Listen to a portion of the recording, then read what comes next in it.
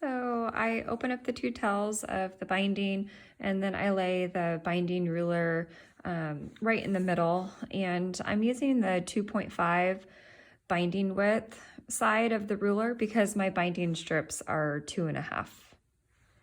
So I'm going to lay the ruler right here, and I lay the binding piece flat down, and then I go ahead and mark a little dot. I'm going to go ahead and cut off this extra.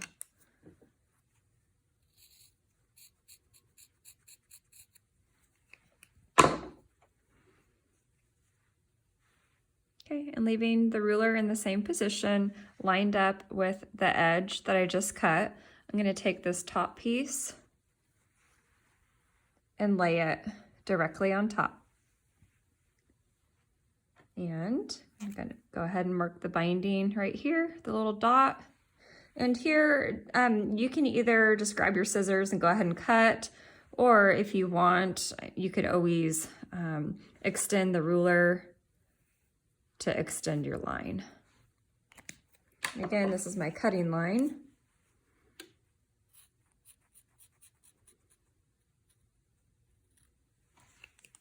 Okay, so now I have my two binding tails cut to the length that I need to join them together. Okay, so now it's time to pin my two binding pieces together to draw the diagonal line so I know where my stitching line will be. I like to go ahead and scrunch the quilt up a little bit and clip it. So this binding piece I'm going to lay out the face up, and then this binding piece will be laid face down. So an easy way to remember is you always want your fabrics facing each other. And I'm going to go ahead and pin this.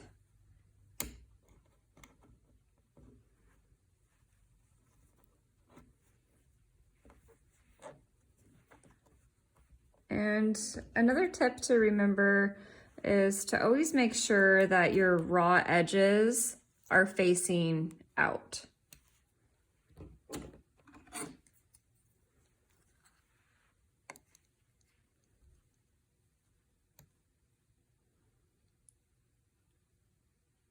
So I'm laying my binding ruler directly on top, and I'm going to go ahead and sew my diagonal line.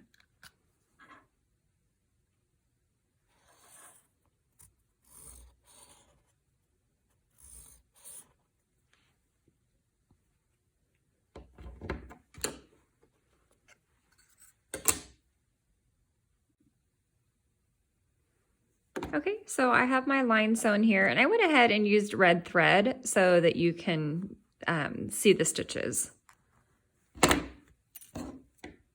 going to trim this at 1/4 inch.